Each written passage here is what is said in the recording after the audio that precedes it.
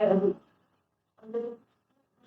bonjour à toutes et à tous. Je vais là commencer par juste un petit rappel sur l'organisation. Donc, on se retrouve en principe ce soir à 18h30 à l'Amphicauchy.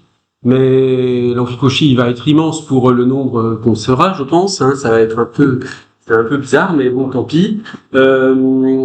Donc ce sera une conférence de Valérie Landry. J'ai expliqué. Alors bon, il y a eu un petit malentendu sur le fait que c'était pas très clairement, c'était pas affiché, mais je en avais parlé quand même, il me semble bien. Donc ces conférences, elles sont partie intégrante en fait de l'UE d'initiation à la recherche, puisque donc l'idée c'est d'avoir des chercheurs dans le domaine de la linguistique, ou plus spécifiquement du français langue étrangère, qui vont venir vous parler de différents aspects. Donc là, ce sera plus orienté du côté des langues de spécialité, mais ça concerne tout le monde malgré tout, hein, parce que ça n'est pas du tout réservé aux étudiants qui sont inscrits dans l'option français de spécialité, la conférence d'aujourd'hui de Valérie Delattre. Et puis donc, je vous ai envoyé un message hier soir en vous indiquant deux autres conférences, l'une de Guy Charbel qui va porter sur la parémiologie, c'est-à-dire l'étude des proverbes, parémiodidactique, donc comment on peut utiliser les proverbes en situation d'enseignement de français langue étrangère, et puis une autre collègue qui va vous parler de théâtre et français langue étrangère. Voilà, alors sur la suggestion d'une étudiante du groupe, là, peut-être si j'arrive à trouver quelqu'un qui puisse vous parler des questions très concrètes de vie de classe, hein, comment on gère des enfants un peu turbulents, etc. Si on pouvait avoir une conférence de ce type-là, ce serait très bien. Donc mais j'ai pas encore trouvé la personne adéquate pour le faire. J'espère que je trouverai. Et puis ce sera une autre conférence dont la date sera fixée en décembre en principe. Mais bon, c'est pas sûr hein, que j'arrive à trouver ça.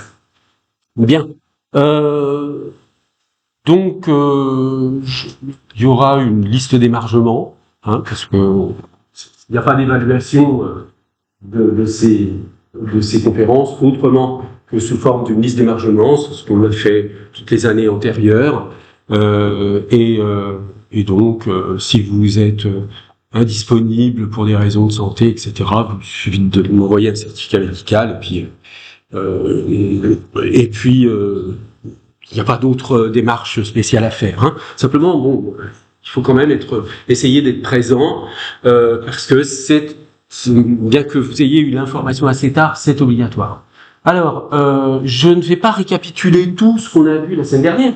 Simplement, je rappelle que dans cette partie introductive, j'avais discuté de la notion d'identification des formes grammaticales en termes de catégorisation. Donc, on a bien vu, je l'ai rappelé aussi hier, que cette notion de catégorisation, c'est la notion qui nous permet d'éviter de voir l'activité grammaticale comme une espèce d'activité que certains nomment parfois d'étiquetage. Voilà, on mettrait une étiquette sujet sur un mot ou une étiquette verbe sur un autre, une étiquette... ça, c'est une vision totalement myope et totalement superficielle de ce que c'est que la perception grammaticale.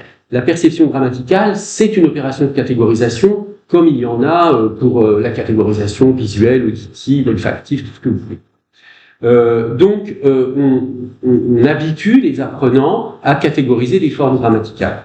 Et en faisant cela, ils développent des capacités, des automatismes plus ou moins, hein, permettant de dégager des structures basiques de la langue française. Alors, plus basique, c'est une façon plus courante de dire prototypique. On s'intéresse plutôt aux structures prototypiques parce que sinon, disons, il y a un noyau de structures prototypiques, de structures de base, et ensuite il y a des choses plus compliquées. J'en dirai un petit mot tout à l'heure quand on reparlera très rapidement de la question du sujet. Donc, et ce que j'ai rappelé encore hier, c'est que ce raisonnement consistant à faire de la grammaire dite entre guillemets en laboratoire. Pourquoi en laboratoire? Parce qu'on ne la fait pas sur des phrases prises au hasard. On fait cette grammaire sur des phrases qui fonctionnent bien, des phrases bien nettoyées, bien propres si on veut, hein, pour faire tourner les structures grammaticales et comprendre, avoir une compréhension stable sur des phrases simples. Donc, avoir une compréhension stable sur des phrases simples de ce qu'est une fonction sujet, de ce qu'est un groupe nominal, de ce qu'est un groupe verbal, de ce qu'est un complément d'objet direct ou indirect, etc. Hein. Je suis toujours un peu gêné de dire ça parce que ça paraît tellement évident qu'il faut partir quand même de choses simples et aller peu à peu vers des structures plus complexes, comme on le fait dans toutes les autres disciplines. Hein. Dans aucune autre discipline, on vous plonge dans le grand bain du tout, de vous dire, bon, ben voilà, regardez ces phrases, essayez de tirer des observations en les comparant. Mais non, on n'est jamais dans des situations comme ça. Hein. On est dans des situations où on oriente le regard, on construit un savoir. Donc là, on construit un savoir qui est un savoir métalinguistique. C'est ça le dernier point que j'avais rappelé hier en introduction. Ce savoir métalinguistique, c'est une connaissance de la langue qui parle de la langue. Donc, c'est plus seulement, c'est une façon, évidemment, le métalangage grammatical, c'est une façon rigoureuse, une façon rigoureuse de parler de la langue qu'on est en train d'apprendre ou de notre langue maternelle si on est dans une situation de français langue maternelle. Donc on développe une capacité au métalangage et l'hypothèse générale qui est faite en termes acquisitionnels, c'est que la maîtrise d'un métalangage va, pour utiliser un anglicisme, booster l'ensemble des capacités en production, en compréhension, écrite ou orale.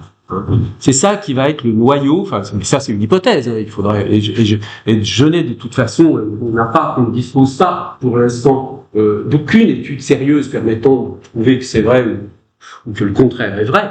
Les seuls arguments dont on dispose, soit un peu tangibles et un peu concrets, ce sont les arguments issus de l'orthophonie, en fait. Hein. Quand vous avez des pathologies et que quand vous avez des enfants qui souffrent de pathologies, de retard de langage de toutes sortes, etc., eh bien, le moyen qu'utilisent les orthophonistes pour la rééducation, principalement, ce sont des moyens qu'on appelle de conscientisation, enfin, c'est-à-dire on met à distance la langue pour observer ce qu'on produit et c'est comme ça qu'on arrive petit à petit à se corriger. Donc, disons que cette pratique qu'on trouve dans le milieu de l'orthophonie, elle est un indice, hein, un indice seulement, je ne vais pas dire que c'est une preuve absolue, mais c'est un indice du fait que le développement des capacités métalinguistiques ont très probablement un impact sur l'ensemble des capacités générales. Donc, et ça, c'est vraiment, si vous voulez, toute la logique de cette affaire. Hein, c'est ça, on travaille sur des prototypes, parce que ce qu'on veut faire, c'est développer un savoir, une aisance, mais cette aisance, elle se paie du prix que on va travailler sur des phrases plutôt standards.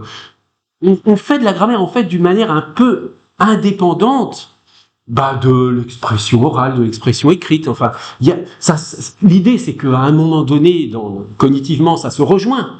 Mais au départ, l'apprentissage grammatical, c'est une espèce de matière, de discipline totalement autonome, totalement différente de toutes sortes d'autres aspects de l'apprentissage. Que il a sa logique propre, etc., etc. Bon.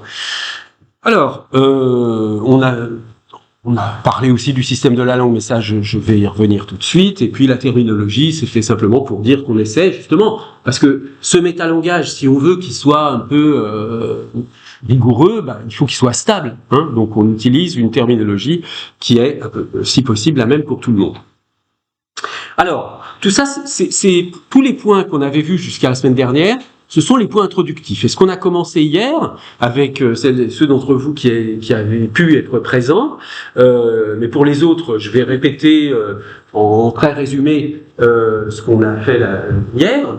À partir de là, je commence, si vous voulez, la description grammaticale. Je vous donne les éléments. Vous allez voir, c'est très C'est assez simple quand on fait la différence, si vous voulez, tout le temps, je ferai la différence entre ce qui me semble nécessaire de connaître, d'enseigner pour un savoir grammatical de base, hein, je vais appeler ça comme ça, savoir grammatical de base. Il vaut mieux pas beaucoup de notions, mais bien maîtriser, sachant que le professeur, lui, il maîtrise plus de choses. Hein. En principe, un professeur, il en sait un peu plus que ses élèves. Super. Les travaux juste à côté, ça va être bien pour l'enregistrement, ça, mais bon, c'est pas grave. Je vais donner un certain nombre d'éléments qui vont être des éléments à enseigner, puis d'autres qui sont des connaissances pour le professeur.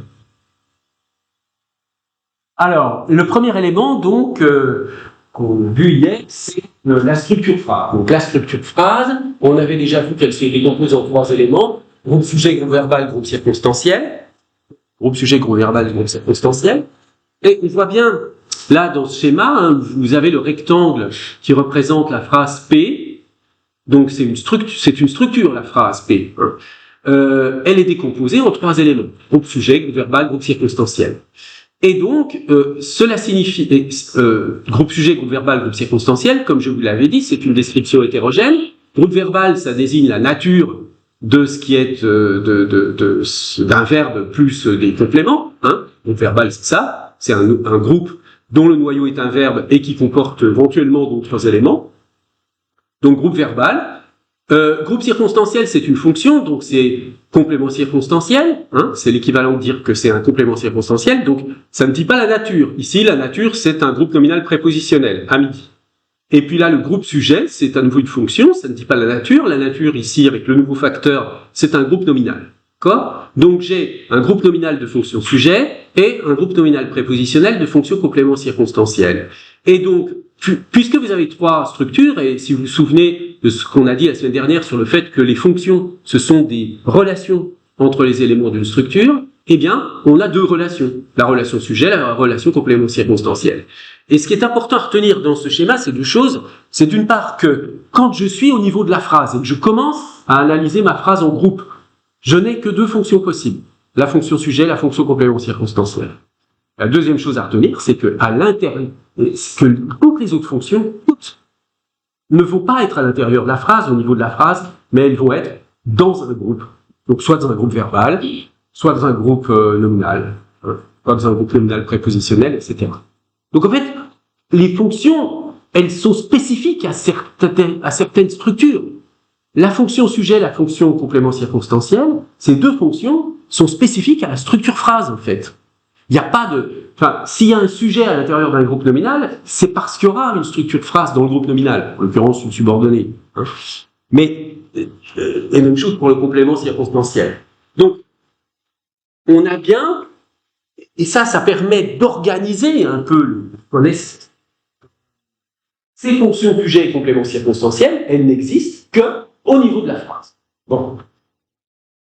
Alors, on avait vu que les sujets prototypiques, bon, le sujet, il se caractérise par le fait que c'est lui qui fait varier le nombre du verbe. Hein, si le sujet est tout singulier, le verbe est tout singulier. Si le sujet est tout pluriel, le verbe est tout pluriel. Donc, il y a bien cette espèce de lien de commande. Hein, le sujet, il commande le verbe. Hein, c'est ça qui établit ce lien fonction-sujet, ce lien qu'on appelle fonction-sujet.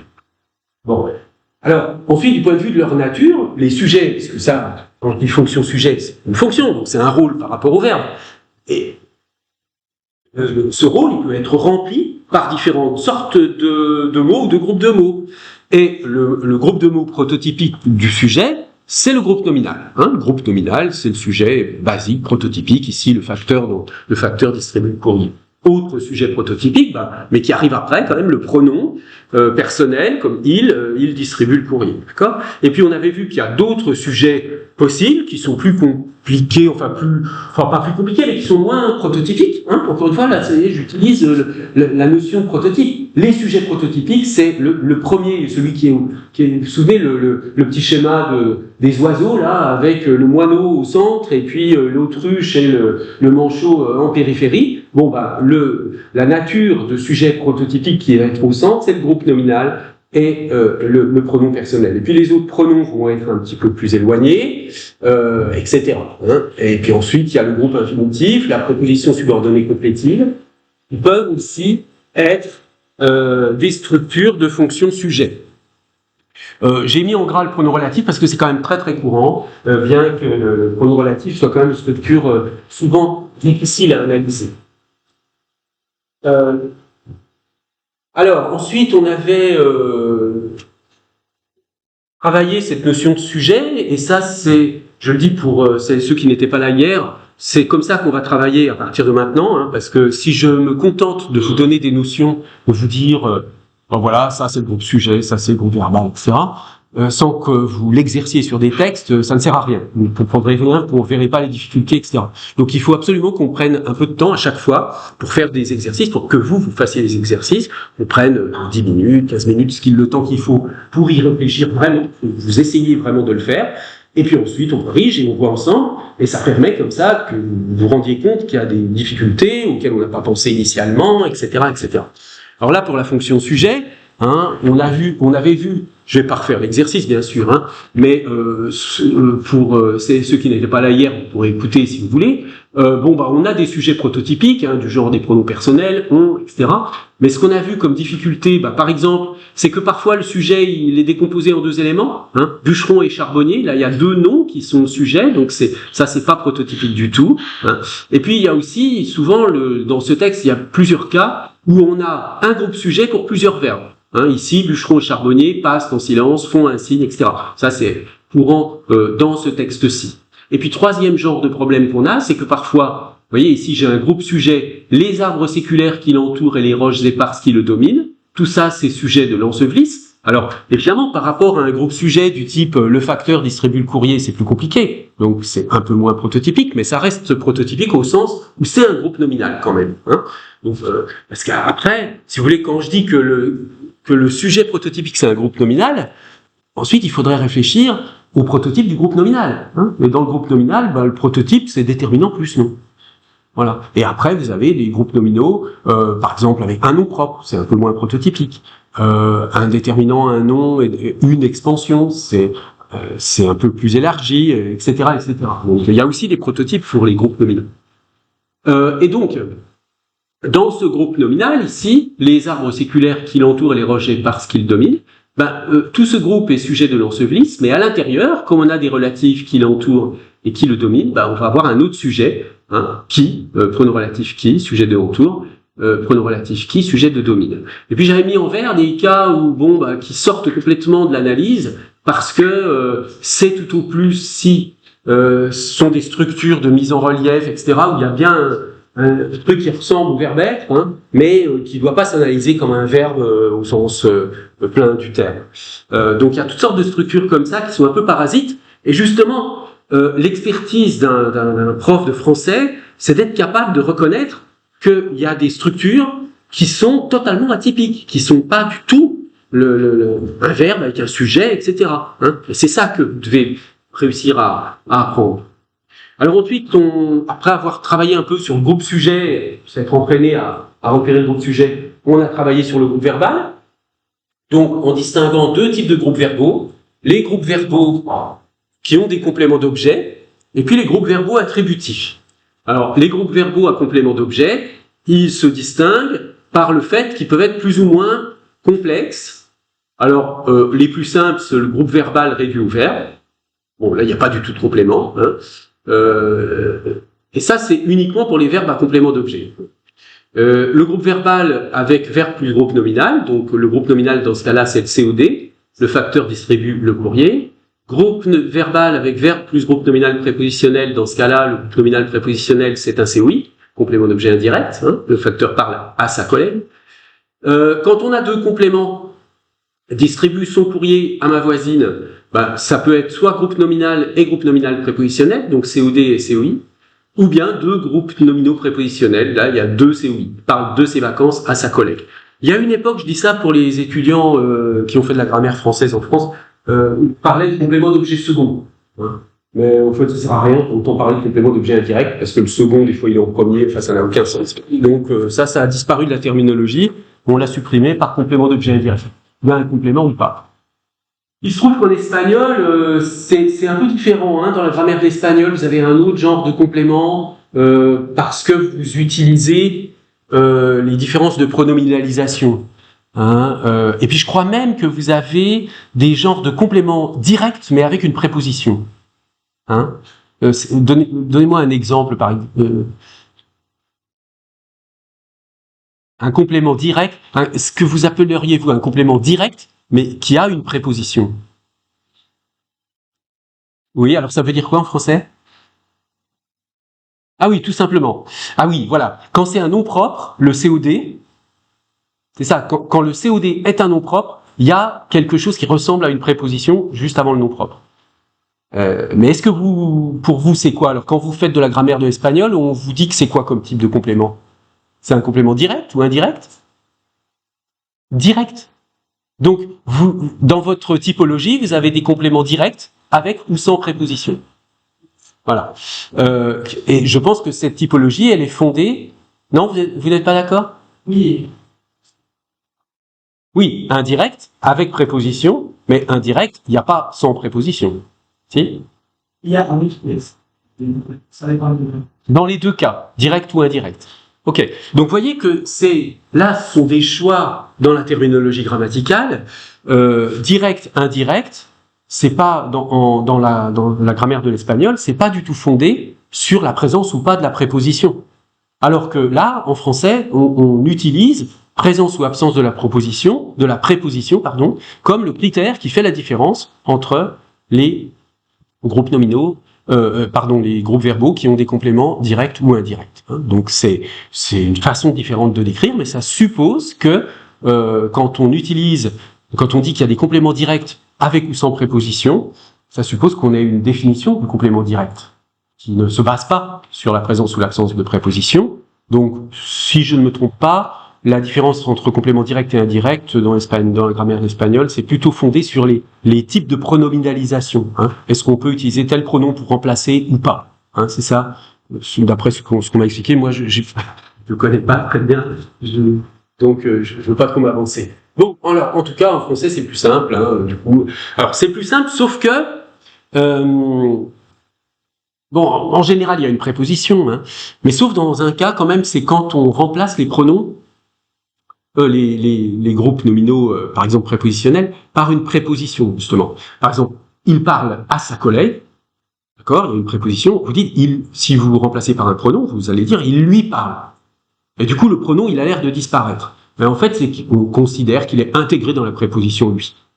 Parce que lui, ça veut dire, il lui parle, ça veut dire, il parle à elle. Le lui résumant un peu à elle.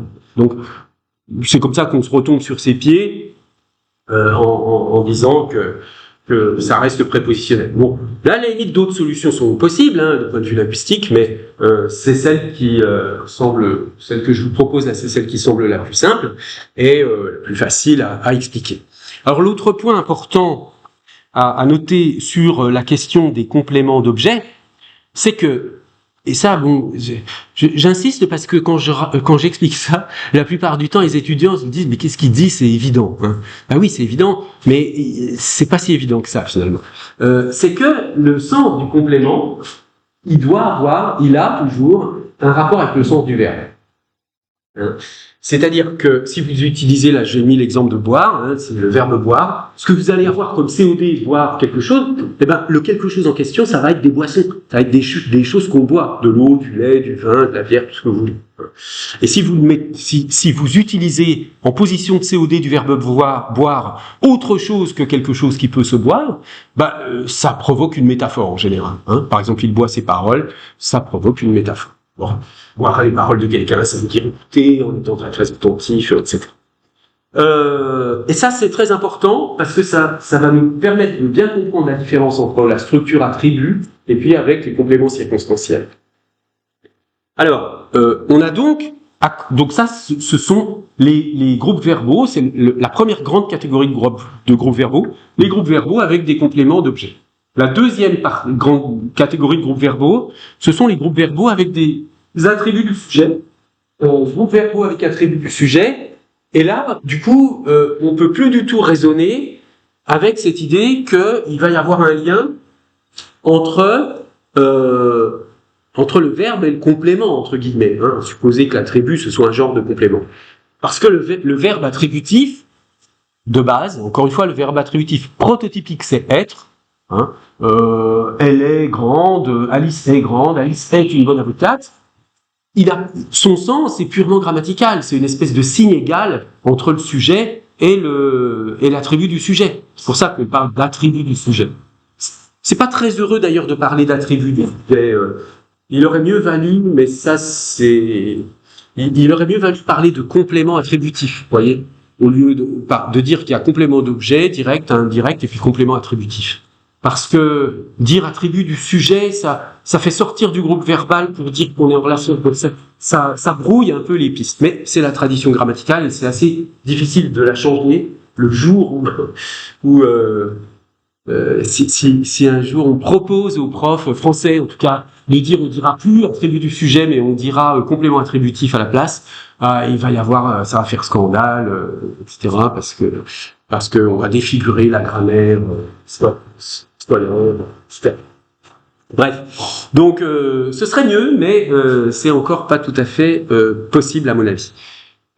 Qu'est-ce que ça signifie? Donc, ça signifie aussi que, vous voyez, j'ai pas mis ici groupe verbal égale V tout seul ou bien V, parce que V tout seul, ça n'existe pas, hein, avec la structure attributive. L'attribut du sujet, il est obligatoire. On ne peut pas avoir un verbe attributif sans attribut du sujet. Si vous avez une structure avec le verbe être tout seul, ça n'est plus le verbe attributif, mais c'est le verbe être au sens d'exister. Comme quand on dit « je pense donc je suis ». Je pense donc je suis, mais là je suis, c'est plus du tout un verbe attributif, ça veut dire j'existe. Bon.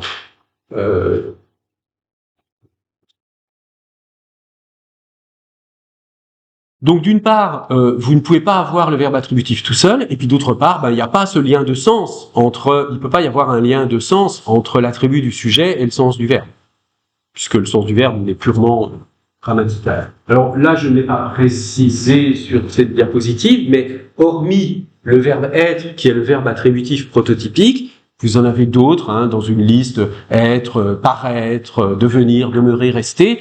Donc, cette série de verbes, vous voyez, paraître, c'est comme être, mais avec une sorte de modalisation, c'est être à peu près. Hein. Devenir, c'est être, mais bientôt, etc. Ce sont des espèces de variations sur l'idée d'identité. Donc ça ne change rien, ça n'apporte pas un sens, si vous voulez, lexical complémentaire. Alors, j'avais ajouté aussi un point important, c'est que dans les groupes verbaux, il y a un autre genre d'objet grammatical qui sont les adverbes.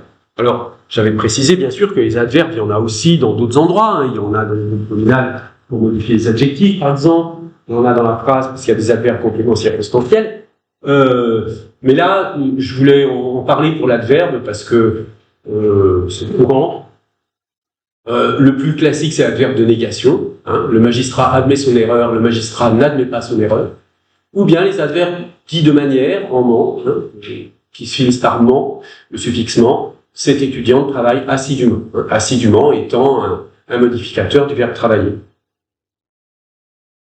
Alors parfois, vous avez des structures qui ne sont pas des adverbes, mais qui fonctionnent comme des adverbes pour modifier le sens du verbe. Ce ne sont pas des compléments, au sens complément d'objet, mais on va parler de complément du verbe. On va dire là, par exemple, que assidûment est complément du verbe travailler. Mais c'est pas TOD, c'est oui, c'est juste complément du verbe. C'est un adverbe complément du verbe. Hein, parce qu'il modifie le verbe. Il est incident au verbe. Alors à partir de là, on avait travaillé sur on avait fait deux séries d'exercices, hein, une à partir de ces phrases qu'on avait analysées avec, voilà, en décomposant à chaque fois les groupes verbaux. Alors, je vais juste commenter deux, trois petites choses. On avait vu dans ce cas une complication avec une structure passive, hein, et donc un groupe nominal prépositionnel qui n'est pas un COI, mais qui est ce qu'on appelle un complément d'agent. Mais ça, le complément d'agent, on peut le voir plus tard, le passif, ça, c'est c'est un point sur lequel on pourra revenir. Je mentionne aussi un autre exemple intéressant. Alors, attendez, c'était où? Non, c'était pas là. Vous voyez, surveiller attentivement l'action de tout le mécanisme. Là, on a l'adverbe attentivement, qui modifie surveiller, et l'action de tout le mécanisme qui est COD. Il semblait qu'on avait, ou c'est peut-être dans le texte d'après. Oui.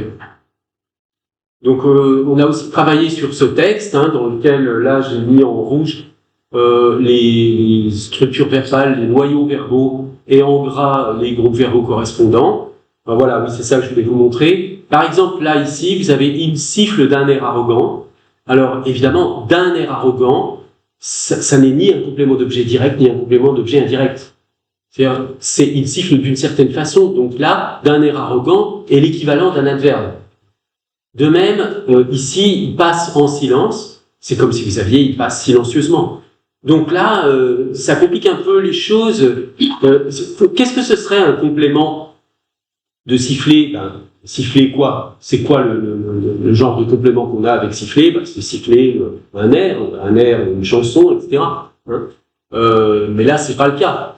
C'est d'un air arrogant, c'est pas l'air qui est sifflé au sens de la genre de musique qui est sifflé. Les charbonniers passent en silence. Bon, là, on voit pas tellement, il n'y a pas tellement de compléments possibles dans ce sens du verbe passé. Voilà. Je me suis arrêté au complément du verbe et je vous avais dit hier que je préférerais attaquer la question du complément circonstanciel à partir d'aujourd'hui. Bon, alors, pour celles et ceux qui n'étaient pas là hier, est-ce que vous avez éventuellement des questions, des demandes de précision sur la structure sujet, sur donc le groupe sujet, ou bien sur le groupe verbal? Non, ça va? Bon, très bien. Alors, on continue avec donc le complément circonstanciel, cette fois-ci le groupe circonstanciel. Alors, qu'est-ce que c'est le groupe circonstanciel? C'est un groupe facultatif, on l'a vu, je l'ai dit déjà. Et puis surtout, c'est que la chose la plus importante, au fond, point de vue sémantique, c'est que le groupe circonstanciel, il n'a aucun rapport avec le sens du verbe. Enfin, il faut juste que ce soit vraiment compatible, mais il n'y a pas de prévisibilité, si vous voulez, comme il y a une prévisibilité avec les verbes à complément d'objet, il y a une prévisibilité du complément avec les verbes à complément d'objet. Si avec le verbe boire, je vais avoir un complément qui va être sémantique pour une boisson. Avec le verbe aller, je vais avoir un lieu où je me dirige. Avec le verbe tomber, je vais avoir un lieu d'aboutissement de la chute, etc., etc. Mais avec un complément circonstanciel, je donne une information complémentaire qui peut être n'importe quoi, du temps, du lieu, de la cause, etc. Donc là, par exemple, le facteur distribue le courrier à 8 heures, j'indique l'heure, je donne une information temporelle, courrier à 8 heures, mais il n'y a pas de lien nécessaire, si vous voulez, entre l'idée de distribuer le courrier et le fait de dire à quelle heure on le fait. D'accord? J'aurais pu mettre n'importe quelle autre sorte d'information en termes de complément circonstanciel, par exemple dire une information de cause, dire distribue le courrier parce que c'est son métier. Je pourrais donner une information une information de lieu, distribuage complet dans le quartier, etc. D'accord? Il n'y a pas de lien entre le sens du verbe distribuer et les compléments circonstanciels. Et c'est ça qui va nous aider à faire la différence entre complément du verbe et complément circonstanciel dans les cas où ça va être difficile. Donc le complément circonstanciel, il est facultatif, il peut être effacé, contrairement aux autres structures de la phrase. Donc le groupe sujet, lui, il est obligatoire, le groupe verbal aussi. Le groupe circonstanciel, il peut être effacé. Il peut être effacé. Mais c'est pas un critère suffisant pour dire que c'est un complément circonstanciel. C'est un critère qui ne marche que dans un sens. C'est-à-dire, si on peut pas l'enlever, c'est sûr que c'est pas un complément circonstanciel. Mais si on peut l'enlever, ça prouve rien. Parce que, en fait, il y a plein de choses qu'on peut enlever dans les phrases sans que ça, et ce sont pas du tout des compléments circonstanciels. Par exemple, je sais pas, moi,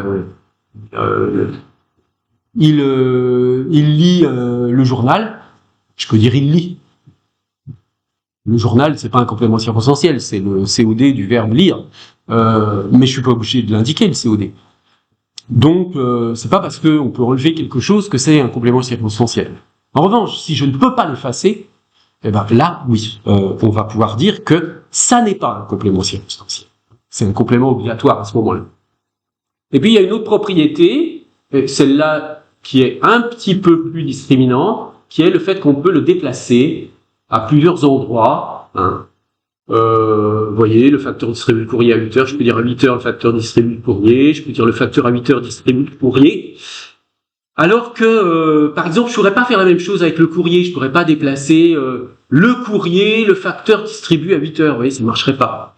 Donc ça montre bien que cette structure complément circonstancielle, elle s'ajoute en fait à l'ensemble formé par groupe sujet plus groupe verbal, comme une espèce de satellite, hein, qui ajoute une information complémentaire sur cet ensemble groupe sujet groupe verbal.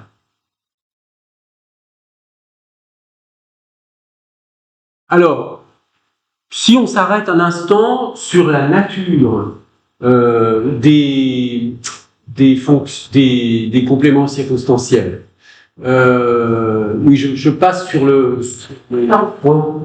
J'y reviendrai tout à l'heure sur la question de la place du complément.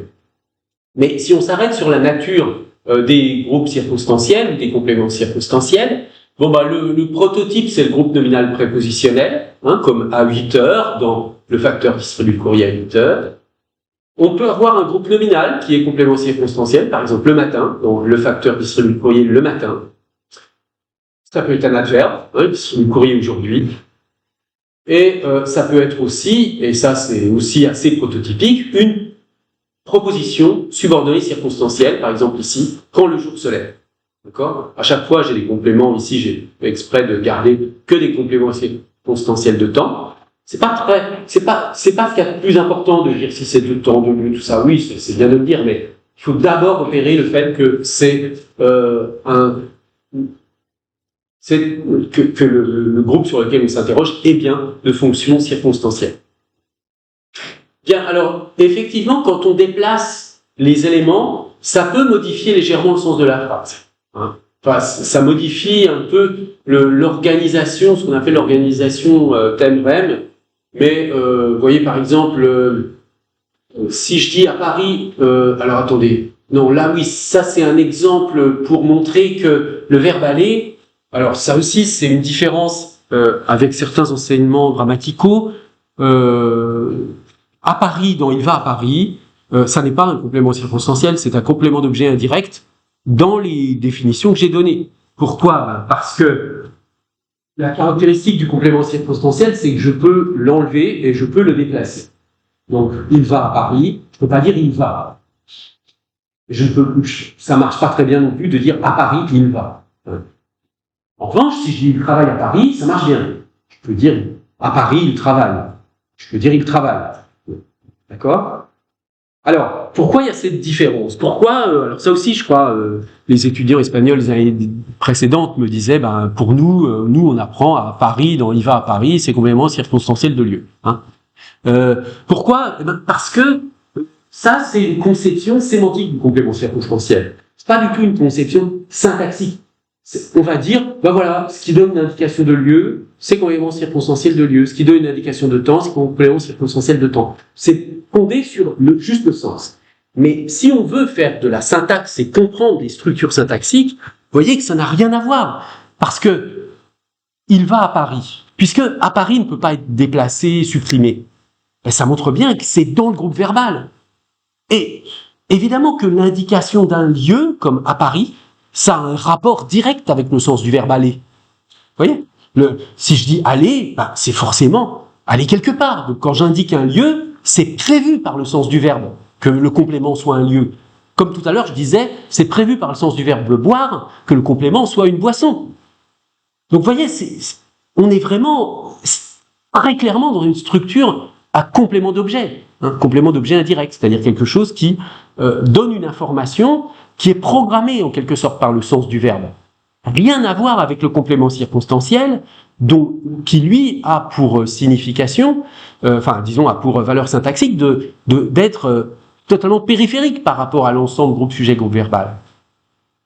Puis bon, on voit là qu'avec aller, Paris ne peut pas être supprimé, tout ça, donc c'est évident que ça n'a pas dès qu'on regarde d'un peu près, c'est absolument impossible de le considérer comme un complément circonstanciel. Donc il faut bien le considérer comme un complément d'objet indirect. Complément d'objet indirect. Le complément circonstanciel, il a des propriétés syntaxiques qui font que, le complément du verbe aller, ça n'entre pas dedans, ça ne peut pas fonctionner. Alors, il y a d'autres sortes de compléments du point de vue, de compléments circonstanciels du point de vue du sens. Vous voyez, là j'ai indiqué, on a nos exemples de compléments de temps, je ne les répète pas.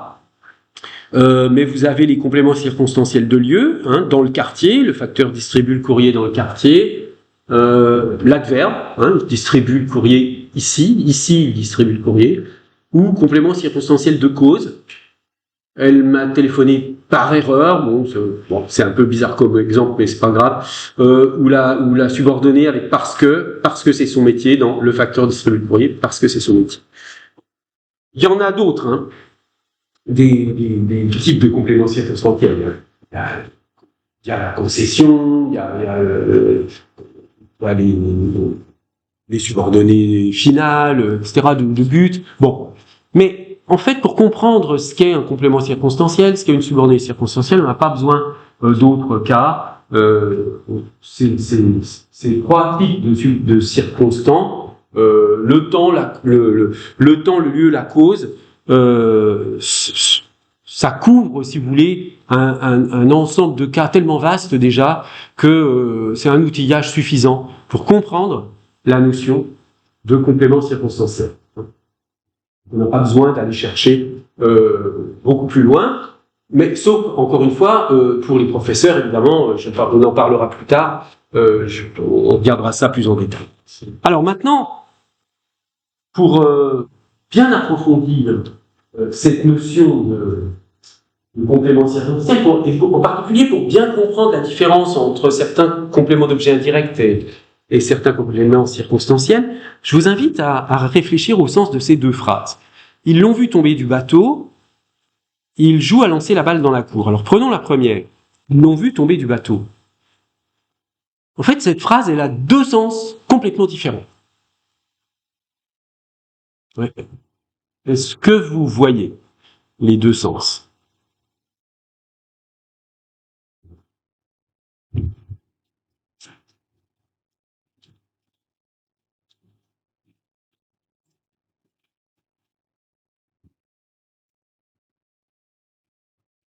Oui? Il y a un groupe de personnes dans le bateau qui ont lutté contre le feu. Et peut-être quelqu'un qui est tombé dans la face. Alors, oui, c'est ça. Vous le formulez de manière un peu floue, mais l'idée est juste. Alors, je reformule donc plus clairement, en fait, les deux sens possibles. D'abord, vous avez un sens où ils l'ont vu tomber du bateau. Du bateau indique le lieu où sont les personnes quand les observateurs, quand celui qui tombe. Mais on ne sait pas d'où il tombe. Du bateau indique le lieu où se trouvent les observateurs. D'accord? Et alors, effectivement, dans ce cas-là, on peut dire du bateau, ils l'ont vu tomber. Ils l'ont vu tomber du bateau, ils l'ont vu tomber.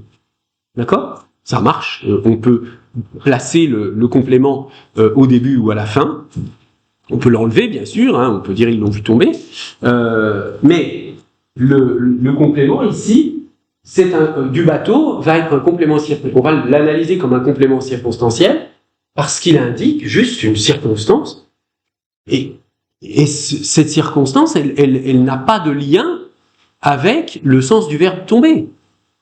Il est tombé, on ne sait pas d'où. Et en fait, le fait qu'on dise que c'est du bateau qu'ils l'ont vu tomber, c'est du bateau qu'ils l'ont vu, ou qu'ils l'ont vu tomber.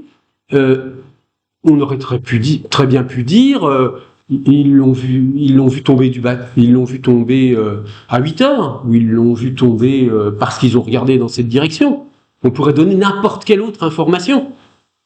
D'accord? Donc le à 8 heures, le du bateau, c'est une information périphérique qui n'a pas de lien fondamental avec l'ensemble formé par le sujet et le verbe.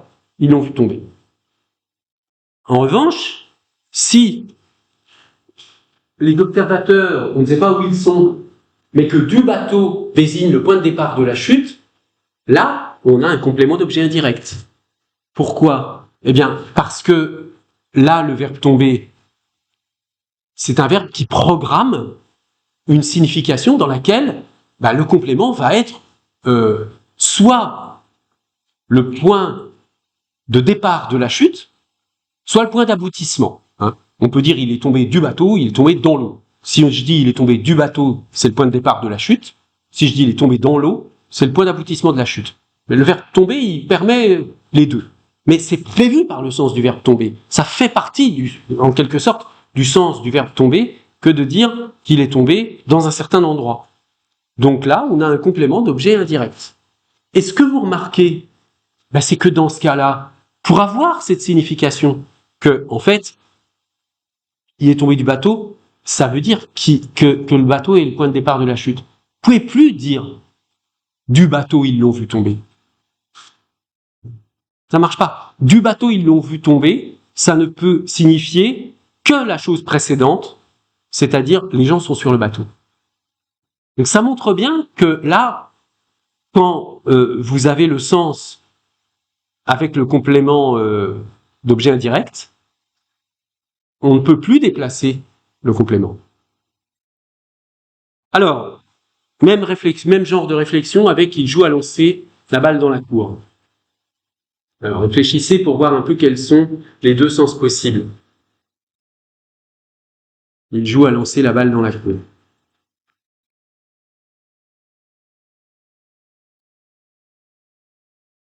Oui? Oui. Oui. Voilà. D'accord. Il est dans la cour et il lance la balle, je ne sais pas. Alors, est-ce que vous pourriez dire dans quel cas on a le complément circonstanciel et dans quel cas on a le complément d'objet indirect?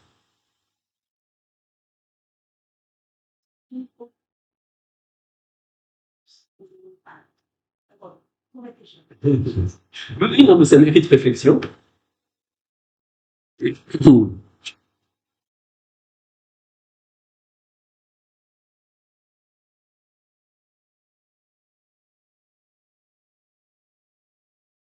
Donc là, on a identifié les deux significations.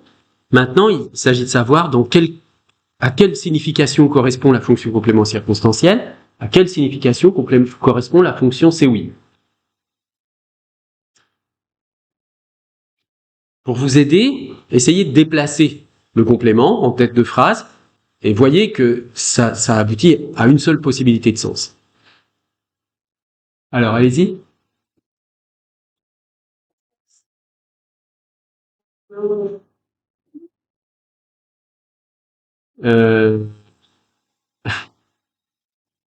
Non, alors, ça va être plutôt le contraire.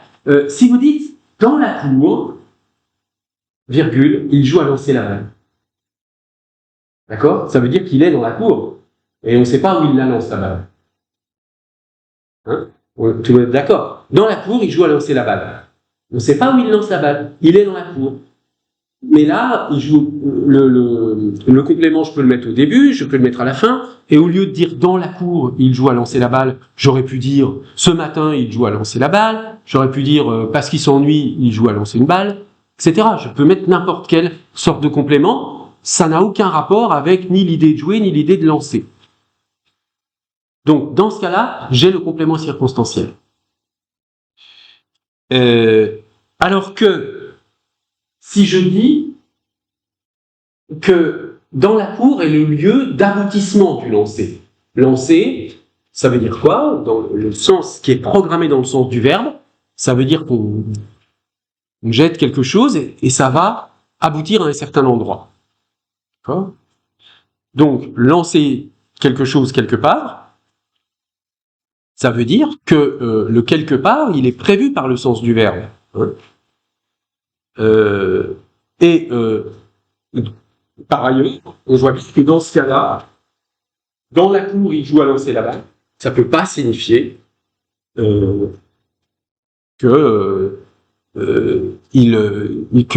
dans la cour est le point d'aboutissement du lancer.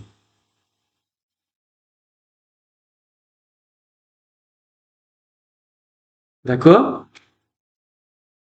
Voilà, ça, vous voyez, ce sont des exemples bien choisis qui permettent de mettre en évidence les facteurs sémantico-syntaxiques. En fait, c'est à la fois du sens et de la syntaxe. Hein. C'est de la syntaxe, c'est du sens parce qu'on voit bien que dans certains cas, il y a un lien de sens entre le sens du verbe et le sens du complément. Ça, c'est le cas du COI. Puis dans d'autres cas, le lien, c'est juste, il faut que ce soit compatible. C'est-à-dire, j'indique l'heure, le lieu, la cause, etc. Tant que c'est compatible avec le verbe, il n'y a pas de problème.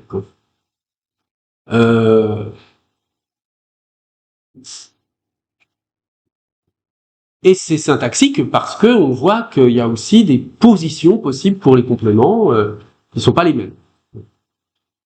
Donc on a là des critères très clairs qui permettent quand même de tracer un peu la frontière. Très clair. Parfois ça ne suffit pas, mais ça suffit dans beaucoup de situations. Alors, pour s'entraîner à bien comprendre ce genre de choses, je vous propose une série de phrases. Qui toutes peuvent être lues de deux façons suivantes, de deux façons... Ah non, ça c'est un autre exemple après, pardon. Ça, l'exercice sur les ambiguïtés, ce sera... Ici, là, c'est juste un...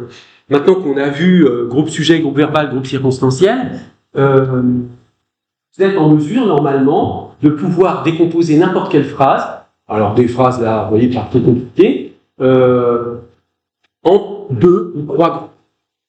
D'accord? Là, ça, je veux dire, c'est vraiment la base. Si vous ne pouvez pas faire ça, vous pouvez rien faire de la suite. Hein, parce que, on commence par là, par décomposer les phrases en groupe sujet, groupe verbal, groupe circonstanciel.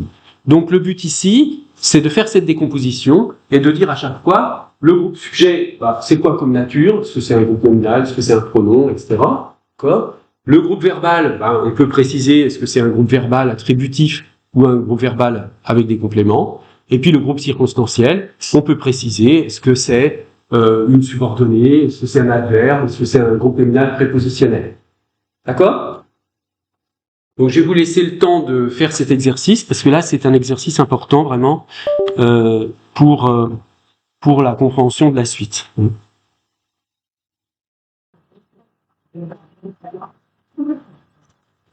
Voilà. Bien. Alors, j'espère que vous avez eu le temps de réfléchir à tout ça. On va corriger ensemble. Donc, je vais faire comme hier. Je vais vous laisser la parole chacun de votre tour. Allez, la première. Vite cassé, c'est groupe sujet. Oui.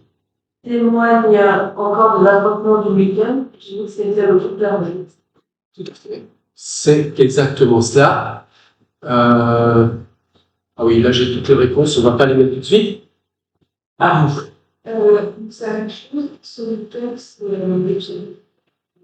Voilà, donc dans la deuxième phrase, on a ce week-end groupe circonstanciel, les vitrines cassées groupe sujet, qui est un groupe nominal, témoigner encore de la violence des affrontements, qui est le groupe verbal, témoigner de quelque chose, vous voyez, donc c'est un groupe verbal avec un complément d'objet indirect de l'affrontement, et encore qui est un adverbe qui s'ajoute au groupe verbal. Ensuite, l'ancien chef de l'état-major du Parti socialiste, c'est le groupe Fidel. Ouais. peut-être jusqu'à la fin, c'est le groupe. Exactement. Ensuite, le numéro 4. Oui. Arriver en tête, si tu prends les choses du secrétaire, c'est le groupe circonstanciel. Oui. Sans chef d'état-major de forces sécessionnistes. Ça, c'est le groupe. À prononcer en discours fermé. Là, ça pose un problème quand même, parce que est-ce que vous pourriez mettre, si vous dites qu'arriver en tête du premier tour du scrutin, c'est un groupe circonstanciel, ça voudrait dire que ça pourrait être mis à la fin de la phrase. Mais voyez que l'ancien chef d'état-major des forces sécessionnistes a prononcé un discours très modéré, arrivé en tête. Ça marchera.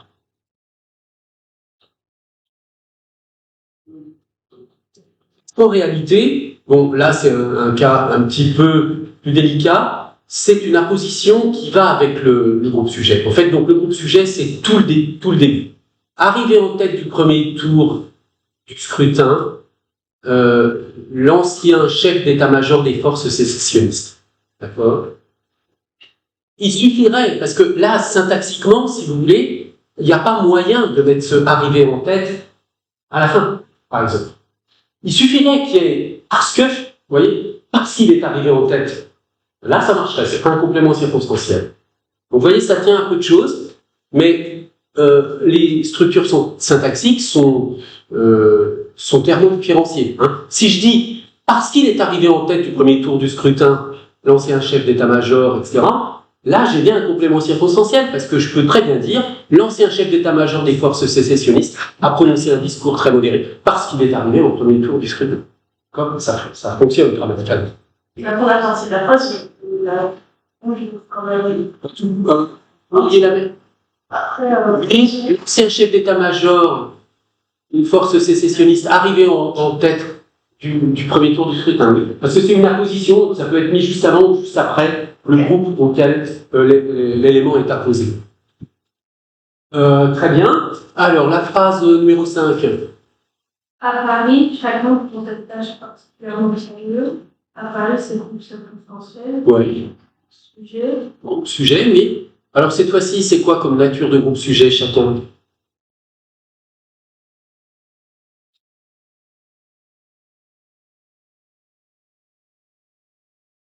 Quelqu'un voit?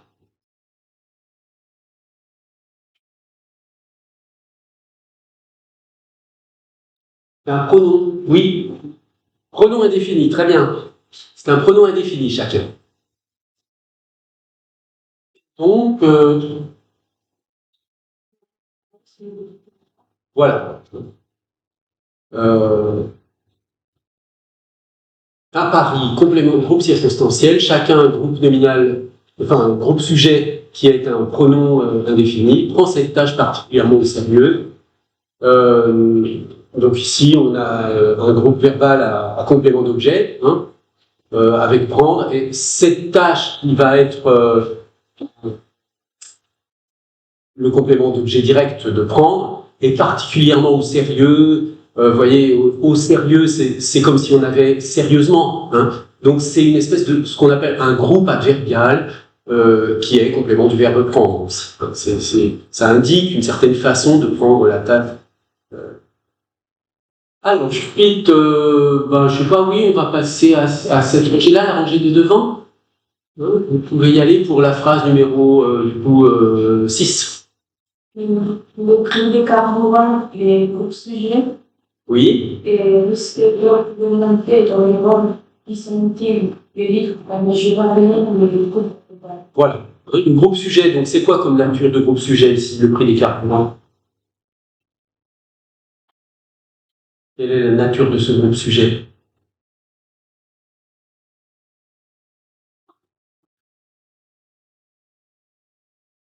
C'est simple, hein, la question que je vous pose là. Oui, groupe nominal. Hein.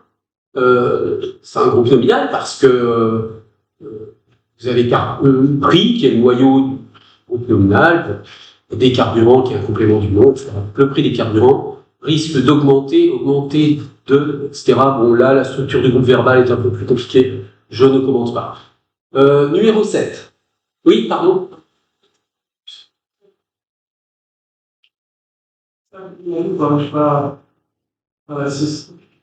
Ah oui, oui, oui, tout à fait, pardon, on est allé trop vite là. Vous avez tout à fait raison. Dans les jours à venir, c'est un groupe circonstanciel. Hein. Dans les jours à venir, le prix des carburants risque d'augmenter d'environ 10 centimes le litre. D'accord, hein, je vous ai peut-être pas laissé finir, mais en effet, le groupe verbal, il s'arrête à litre. Hein, risque d'augmenter d'environ 10 centimes le litre. Merci de cette précision. Alors, ensuite, la numéro 7.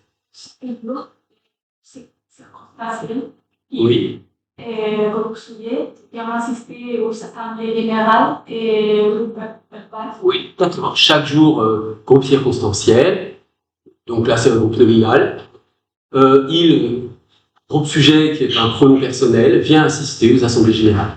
Et puis la numéro 8, qui est presque pareil, mais avec une différence. C'est un groupe circonstanciel et pendant l'assemblée générale, il y a une question. Oui, tout à fait. Après, il, c'est le sujet. Oui. Et les groupes verbaux, c'est bien commenter les réactions de la presse. Tout à fait. Donc là, la particularité, c'est qu'on a deux groupes circonstanciels. Alors, en fait, si on veut rester, parce que l'idée de la réécriture de la phrase, quand on dit P égale GS plus GV plus GC, c'est qu'il n'y a pas d'autre possibilité. On essaie vraiment d'être exhaustif sur les phrases prototypiques, encore une fois. Donc ça veut dire que, de préférence, on dira que le GC, il se décompose en plusieurs sous-GC.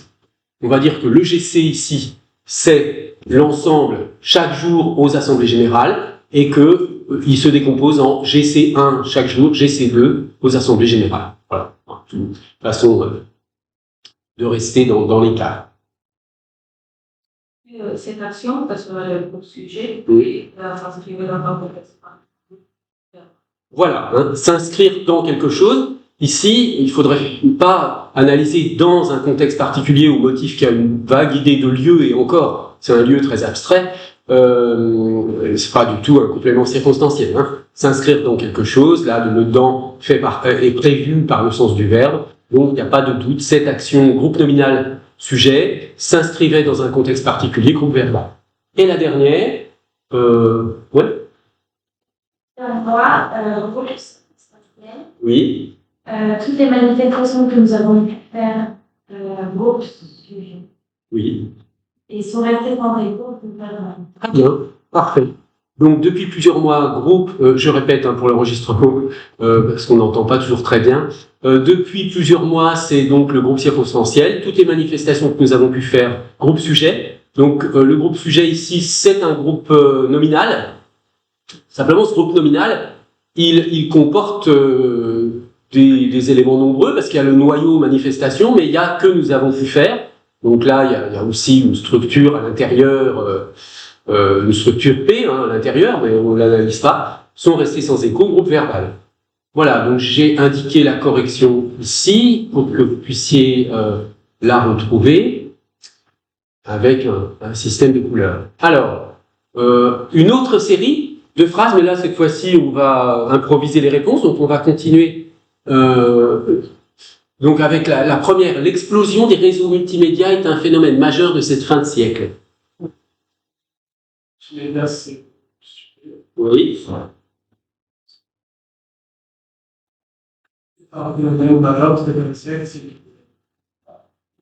Oui, exactement. Alors, attendez, je vérifie. Oui, c'est bon, j'ai fait la même chose, j'ai donné la correction après. On continue ?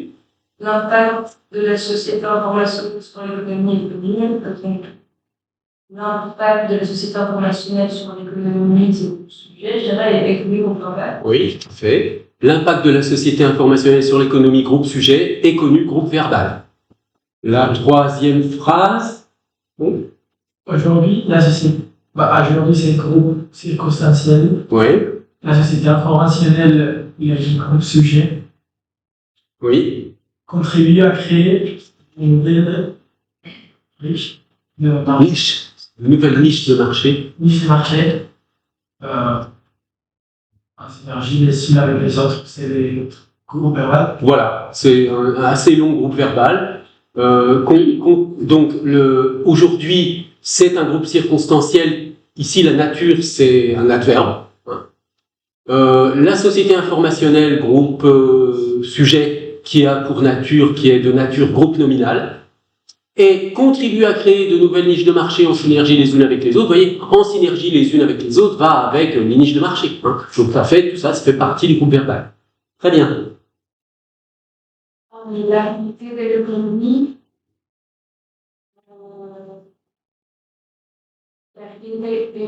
c'est les projets. Oui. L'activité de l'économie groupe sujet.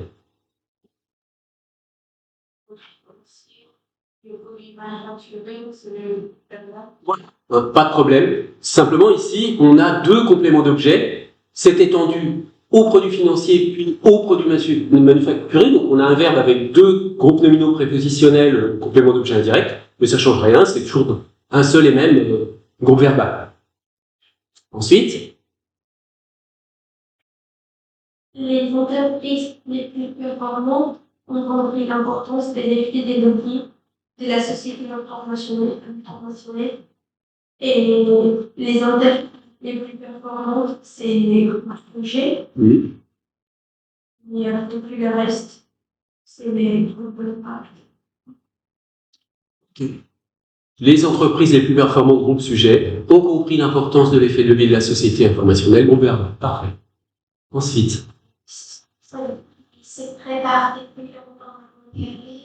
Et les marchés ces entreprises et les sujets qui restent les verbal. Et pardon? ça va, c'est préparé jusqu'à Ouais. les groupes circonstanciels depuis longtemps. Voilà. Très bien. Donc, ces entreprises, groupes sujets, se préparent à conquérir les marchés mondiaux, c'est le groupe verbal, et depuis longtemps qui est inséré dans le groupe verbal, c'est en fait un groupe circonstanciel. Comment je le vois? Contrairement à conquérir, vous voyez, se prépare à conquérir, etc. On voit se préparer à quelque chose, on voit bien que à conquérir, etc. va avec le verbe préparer, c'est prévu par le sens du verbe préparer. Mais depuis longtemps, l'indication de temps, elle n'a pas de lien spécial avec préparer ici. Hein. Donc, ça c'est un premier argument pour dire que ça fait pas partie du groupe verbal. Et puis, c'est pas non plus l'équivalent d'un adverbe comme on a vu parfois tout à l'heure. Hein. C'est pas, en tout cas, si on pourrait longuement ça marcherait pas parce que c'est pas une façon de se préparer. Hein. Mais en revanche, ce qu'on constate, c'est qu'on pourrait dire depuis longtemps, ces entreprises se préparent à conquérir les marchés mondiaux, ou bien on pourrait dire ces entreprises se préparent à conquérir les marchés mondiaux depuis longtemps. Donc tous les critères du complément circonstanciel sont vérifiés. Ensuite, ouais. Les critiques globales informationnelles derrière le groupe sujet Ouais.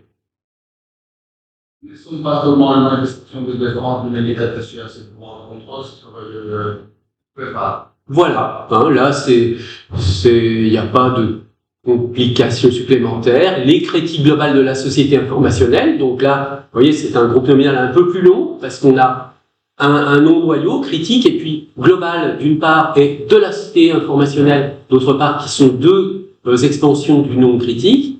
Et puis, ne sont pas, donc dans le groupe verbal, on a une négation, ne pas. Et attention, ici, on a un groupe verbal attributif, hein, avec le verbe attributif enfin le verbe attributif F.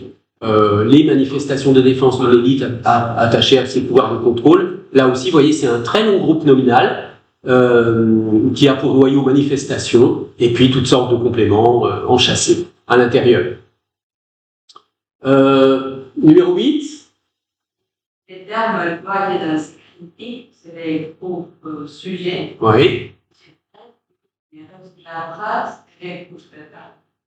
Oui, les termes employés dans ces critiques groupe-sujet, c'est un groupe nominal, sont révélateurs d'une prise de conscience liée à l'émergence de nouvelles contraintes géographiques et temporelles. Tout ça, c'est un groupe verbal, attributif à nouveau, hein, avec le verbe être ici. Donc c'est un attribut du sujet, un groupe adjectival, un révélateur. C'est ici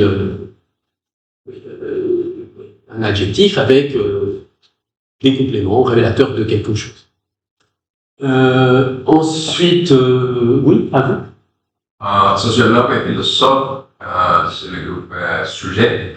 Oui. En raison de dénoncer le risque de catastrophe lié à un temps près mal maîtrisé des groupes verbales. Oui, tout à fait. Sociologue et philosophe, groupe sujet, ont raison de dénoncer les risques de catastrophes liées à un temps réel mal maîtrisé, groupe verbal. Et enfin, la 10e phrase. Nous, le groupe sujet, le groupe verbal devons, avec tenter de concilier les éléments positifs du modèle économique et social. Et désormais, pour moi, je pense que c'est plutôt circonstanciel. Tout à fait, vous avez raison. Donc, nous, groupe sujet, qui est un pronom personnel. Le groupe verbal, c'est devons tenter de concilier les éléments positifs de deux modèles économiques et sociaux. Et désormais, c'est un adverbe de fonction complément circonstancielle. Alors là, on peut le mettre en début de phrase sans problème. Hein. Désormais, nous devons tenter, etc.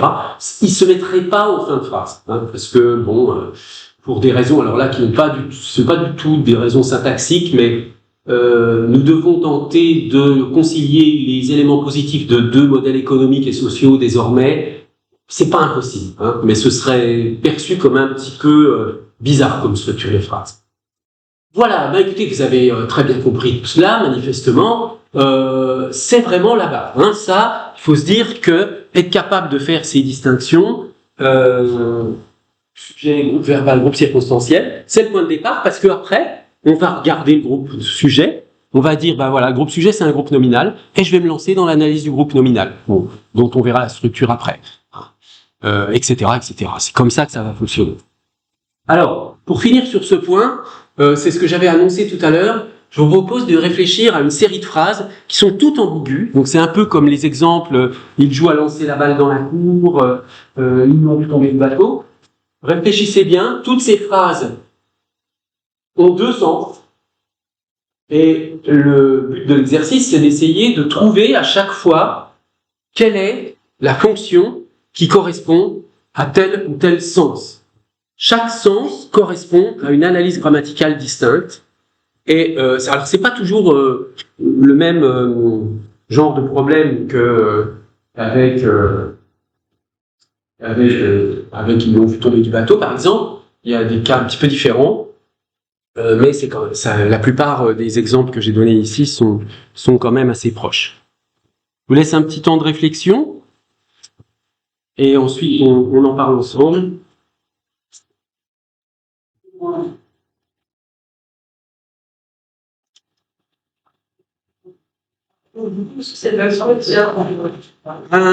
Il faut essayer, par exemple, prenons la première. Les enfants envoient chaque mois une lettre à Paris. Est-ce que, comme il nous reste pas énormément de temps, ce qu'on va faire, puis en plus j'ai une réunion juste après, donc tant pis, je vous laisse pas de temps pour réfléchir, on va le corriger tout de suite. Les enfants envoient chaque mois une lettre à Paris. Qui est-ce qui voit les deux sens possibles? Oui? Les enfants de mon sujet, on voit. Non, mais c'est pas ça la question. La question, là, c'est... Parce que là, vous allez être coincé. Vous allez dire quoi? Vous allez dire à Paris... Il faut trouver les deux sens possibles de la phrase. Non? Vous voyez pas? Personne? Si. À Paris, à considérer la phrase, et comme ça, on envoie chaque mois une lettre à Paris, mais à Paris, les enfants envoient chaque mois une lettre. Là, vous n'expliquez rien. Dites-vous, il faudrait expliquer quel est le sens exactement. Qu'est-ce que ça veut dire chacune de ces phrases? Donc, les enfants envoient la lettre à la ville de Paris, envoient une lettre peut-être depuis une autre ville à la ville de Paris. Oui. Mais bon, l'autre front, c'est qu'ils envoient depuis la ville de Paris à une autre. Ah oui. À Paris, les enfants. Oui, c'est ça. On ne sait pas où ils l'envoient. Bon, ils sont à Paris. D'accord. Oui, c'est ça. Donc, dans le premier cas, les enfants envoient chaque mois une lettre à Paris. Il y a un premier sens qui est le suivant. Donc, à Paris, c'est l'aboutissement de envoyer. Ils envoient, envoyer quelque part. Donc là, du coup, c'est le complément du verbe envoyer. C'est oui. Mais si on dit que à Paris, ça signifie quand ils sont à Paris, ils envoient une lettre, mais on ne sait pas où. Donc, du coup, dans ce cas-là, à Paris devient un complément circonstanciel. Donc, vous voyez, tout à l'heure, vous parliez, vous étiez lancé là sur groupe sujet, groupe verbal, etc. Vous vouliez analyser la phrase. Ben, il y a deux analyses possibles, en fait, selon le sens. Soit vous analysez groupe sujet, donc les enfants envoient chaque mois une lettre, groupe verbal, et à Paris, groupe circonstanciel. Si, effectivement, ils sont à Paris et qu'ils envoient une lettre, on ne sait pas où. Mais si à Paris désigne le lieu où la lettre est envoyée, le lieu de destination de la lettre, eh bien vous aurez l'analyse, les enfants groupe sujet envoient chaque mois une lettre à Paris, groupe verbal. Oui, en fait, l'analyse groupe sujet, groupe verbal, groupe circonstanciel, elle change selon le sens, en fait, là. D'accord? Alors, voyons la deuxième. Les militaires rebelles se sont rendus en Argentine. Alors là, la situation est un peu différente. Allez-y. Soit se rendre dans le sens aller, soit se rendre dans le sens abandonner. D'accord. C'est dans le sens abandonner, c'est pour abandonner sur l'argent comme c'est circonstanciel, et sinon c'est aller où aller. Voilà, exactement. Vous avez bien expliqué. Donc, il y a ici, vous voyez, la différence, c'est que selon sa construction, le verbe se rendre déclenche deux sens différents. Ce n'est pas le cas tout à l'heure de envoyer. Parce que dans envoie une lettre à Paris, etc., le verbe envoyer, il gardait tout le temps le même sens, quelle que soit la signification de la phrase. Alors que ici, le fait qu'on utilise un complément ou pas, hein, se rendre, en fait, c'est la différence entre se rendre, au sens de déposer les armes, hein, abandonner, se rendre sans complément, et se rendre quelque part. Et en fait, là, le fait qu'il y ait un complément ou pas, carrément change le sens du verbe. Hein, donc, on a les deux analyses. Soit, ils se déplacent en Argentine, ils se sont rendus en Argentine, ils se sont déplacés en Argentine. Dans ce cas-là, en Argentine, c'est le complément d'objet indirect. Hein, et là, on va analyser, dans ce cas-là, les militaires rebelles, groupe sujet, se sont rendus en Argentine, groupe verbal. Mais si, en Argentine, désigne le lieu où ils étaient quand ils ont déposé les armes, eh bien dans ce cas-là, en Argentine, peut d'ailleurs être mis en début de phrase, hein, en Argentine, les militaires rebelles se sont rendus. C'est-à-dire, quand ils étaient en Argentine, se sont rendus. Et dans ce cas, on aura l'analyse, les militaires rebelles, groupe sujet, se sont rendus, groupe verbal, en Argentine, groupe circonstanciel. Là, le groupe verbal, il est réduit au verbe. C'est se rendre sans complément. Alors, ensuite, Pierre ne se déplace jamais en province. Alors là, ça joue aussi sur la négation. Ouais. Il y a le sens qu'il soit, il ne va pas en Provence, et le second, c'est qu'il est déjà en Provence, mais au sein de Provence, il se déplace pas. Exactement. Alors, maintenant, quelle analyse pour quel sens? Ce serait circonstanciel parce qu'on peut aller en Provence de la conclusion des deux. Voilà, exactement. C'est tout à fait ça. Donc, Pierre ne se déplace... Ah bah oui, mais c'était déjà affiché tout à l'heure. Pierre ne se déplace jamais en province. Si je peux dire en province, il se déplace jamais, c'est effectivement que il n'effectue aucun déplacement lorsqu'il est en province est un complément circonstanciel. Et puis dans l'autre sens, c'est un complément d'objet indirect. Alors la suivante, c'était... Oui, alors ça c'est assez différent comme exemple, c'est facile. Bon, on change un peu parce que je vois que vous maîtrisez bien, c'est très bien, mais j'aimerais bien que d'autres participent. Il attend la nuit. Alors, tout à l'heure, où est-ce qu'on s'est arrêté? À vous, monsieur, donc on va continuer là. Voilà, il attend la nuit. Deux sens possibles.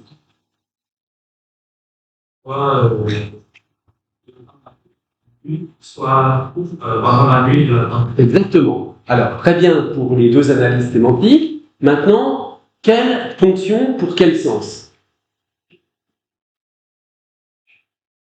Par exemple, l'arrivée de la nuit, c'est la condition de CO2. Alors là, en l'occurrence, c'est COD. C'est le complément du verbe. C'est dans le groupe verbal. Il attend la nuit, il attend. La nuit est COD de attendre. Et puis donc, dans l'autre cas, si je dis il attend la nuit au sens de la nuit, il attend, ben, la nuit va être un complément circonstanciel. D'accord? Donc dans ce cas-là, je vais analyser il, groupe sujet, attend, groupe verbal, la nuit, groupe circonstanciel. Alors, le suivant, le forcené tiré sur le toit. Donc on va continuer, madame?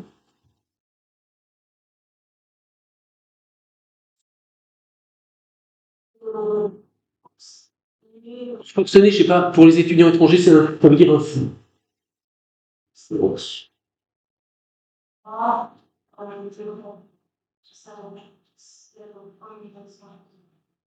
Pardon, j'ai pas.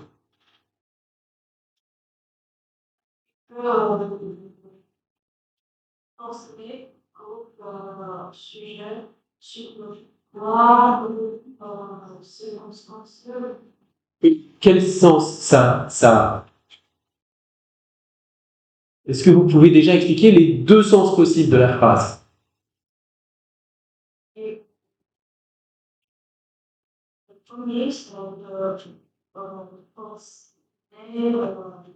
sur le toit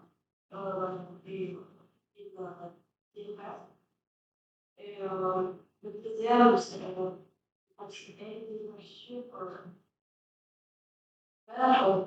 C'est ça, tirer en direction du toit. Hein. Dans le premier cas, le forcené est sur le toit et il tire, mais on ne sait pas où. Quoi? Et puis, dans l'autre cas, il tire en direction du toit. Donc, si je mets sur le toit au début de phrase, sur le toit le forcené tirait, là, du coup, sur le toit ne fait plus partie du groupe verbal, on le considère comme un complément circonstanciel, et ça signifie que on ne sait pas dans quelle direction il tire. Donc le groupe verbal, il se réduit à tirer. Le forcené, groupe nominal, groupe sujet, tiret, groupe verbal, sur le toit, groupe circonstanciel. Mais si sur le toit désigne le lieu d'aboutissement du tir, eh bien, dans ce cas-là, sur le toit est un complément d'objet indirect, intégré au groupe verbal, et on a une analyse, groupe sujet, le forcené, groupe verbal, tiré sur le toit. Alors, le cas suivant est un petit peu tiré par les cheveux. Ouais, les trois suivants sont un peu des cas limites, hein, si vous voulez. Bon, faut vraiment bien réfléchir pour essayer de trouver les deux sens. Tu rentreras ta voiture dans le garage.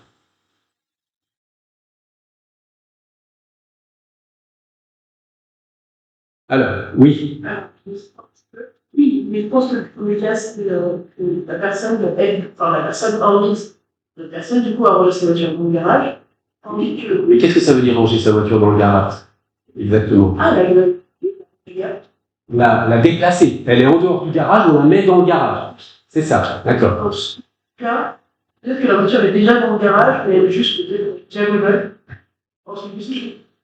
Oui, ou alors tout simplement, la voiture est en désordre à l'intérieur et il faut la ranger. Hein. Bon, donc effectivement, donc vous voyez que là c'est un petit peu plus délicat. Soit dans le garage signifie le lieu, c'est la lecture la plus spontanée. Hein. Tu rangeras ta voiture dans le garage, ça veut dire que tu vas déplacer ta voiture qui n'est pas dans le garage. Donc, dans le garage, c'est le point d'aboutissement de ranger. C'est ranger quelque chose quelque part. Vous voyez? En fait, je fais apparaître la nécessité des compléments quand je réduis le groupe verbal à sa structure avec verbe plus les compléments. Ranger, c'est ranger quelque chose quelque part. Ça peut être ranger quelque chose tout court, mais je peux dire ranger quelque chose quelque part. Hein. Donc là, si on a ce sens-là, dans le garage est un groupe, fait partie du groupe verbal, c'est un complément d'objet indirect, donc l'analyse de la phrase, ça va être tu rangeras, tu groupe sujet, tu rangeras groupe verbal, la voiture dans le garage, pardon, n'importe quoi. Tu, groupe sujet, rangeras la voiture dans le garage, groupe verbal. Mais on peut comprendre, dans le garage, tu rangeras la voiture. Qu'est-ce que ça veut dire dans ce cas-là? Ça veut dire, puisque tu descends dans le garage pendant que tu vas dans le garage, profites-en pour ranger la voiture, par exemple. Hein? Donc, ranger l'intérieur de la voiture. Ou alors, comme vous disiez, déplacer la voiture au sein du garage pour qu'elle soit mieux rangée. Donc, dans ce cas-là, dans le garage est un complément circonstanciel. Il avait promis de faire don de son corps à la faculté de médecine. Alors là aussi, ouais, vous avez des idées? Et peut-être que le premier cas, il est dans la faculté. Oui. Mais de faire des ça. Les compléments circonstanciels. Oui, tout à fait. Et la deuxième option, peut-être que il est en train de parler avec quelqu'un, il dit dans le futur, je promets de faire un don à la faculté. Comme l'aboutissement de l'action. De donner. Hein. C'est donner quelque chose à quelqu'un. Dans ce cas-là, donner quelque chose à quelqu'un ou faire don de quelque chose à quelqu'un, le à quelqu'un fait partie du groupe verbal. Dans ce cas-là, hein, c'est un complément d'objet indirect. Donc on aura avait promis de faire don de son corps à la médecine, tout ça, à la faculté de médecine, ça va être un groupe verbal, et il, groupe sujet. Mais effectivement, le premier sens, on peut comprendre, si je mets à la faculté de médecine en début de phrase, à la faculté de médecine, il avait promis de faire don de son corps, c'est en fait le jour où il a fait cette promesse, il se trouvait qu'il était à la faculté de médecine. Donc, on ne sait pas à qui il va donner son corps. Voilà, donc là, dans ce cas-là, on aura l'analyse avec à la faculté de médecine qui va être complément, qui va être un complément circonstanciel. Et puis la dernière, je préfère la ville à la campagne. Là aussi, c'est un peu tiré par les cheveux. Ouais. Et quand je suis à... Voilà. Sinon, c'est une campagne de son. Je fais quelque chose dans quelque chose. Voilà. Hein. Alors, quelle analyse vous faites, du coup? C'est-à-dire, en général, quand je suis à la campagne, je préfère la ville, ça serait les taux possibles conférentiels. Tout à fait. Et puis, dans l'autre cas, le groupe verbal. Très bien. Donc, préférer, là aussi, c'est soit préférer quelque chose à quelque chose. Hein. Je préfère, je sais pas quoi, je préfère les fruits au gâteau, par exemple. Bon, donc dans ce cas-là, on a un groupe verbal avec un verbe puis deux compléments. Préférer quelque chose à quelque chose. Donc si j'ai ce sens-là, j'aime mieux la ville que la campagne. Hein. Dans ce cas-là, à la campagne est un complément d'objet indirect dans le groupe verbal. Donc j'ai l'analyse, je, groupe sujet, préfère la ville à la campagne, groupe verbal. Mais effectivement, c'est une lecture bizarre, mais on pourrait imaginer en tirant les choses un peu, tirant l'interprétation, à la campagne, au sens de quand je suis à la campagne, je préfère la ville. En fait, quand je suis en ville, je me rends pas bien compte, mais c'est que quand je vais à la campagne, je me rends compte qu'en réalité, je préférais la ville. Donc à la campagne, je préférais la ville. Dans ce cas-là, à la campagne devient un complément circonstanciel et l'analyse est changée. Donc on aura je, groupe sujet, préfère la ville, groupe verbal, à la campagne, groupe circonstanciel.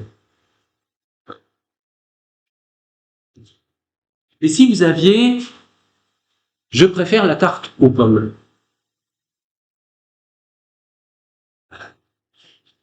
Vous avez déjà répondu. Je préfère la tarte aux pommes, qu'est-ce que vous diriez là?